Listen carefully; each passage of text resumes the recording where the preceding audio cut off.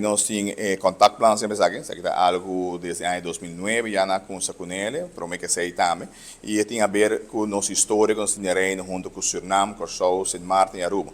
E aí, em verdade, nós ponto na agricultura, que é algo de vital importância para cuidar para o futuro e seguro para o povo de Aruba.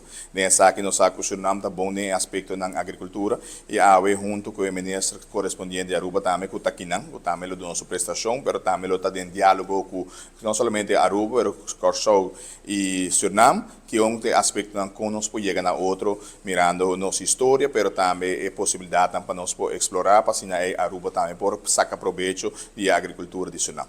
Hoy nos vai tratar diferentes temas, entre outros, riba justiça, riba educação, riba a parte econômica também. Então, nós sabemos como isla, não vamos ter de nós visa país não tem mais grande para ajudar para por baixo tem mais adiante. Nós entre outros com Suriname tá país super próspero em diferentes aspectos, foral da parte de fruta, verdura, da parte de palo, diferente tipo de palo.